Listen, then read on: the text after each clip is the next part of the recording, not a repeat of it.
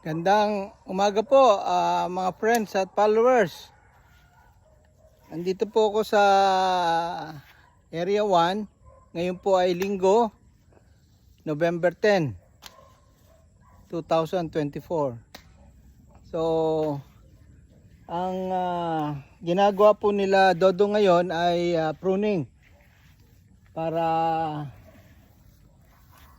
mas magaganda ang ating mga bunga ng dragon fruit. So kailangan ito. So ito yung mga pwede nating itanim, pero kailangan piliin po rin natin. Maraming kailangan na i-prune dito dahil maraming mga insekto. So yan po yung ginagawa. Ang tingin ko magkakabunga tayo mga December ulit. At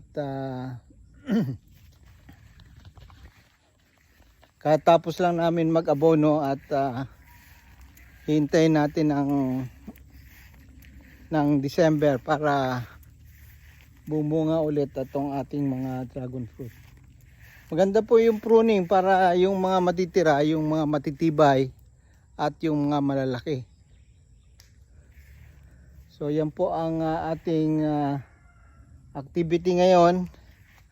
Ngayong linggo, November 10, 2024.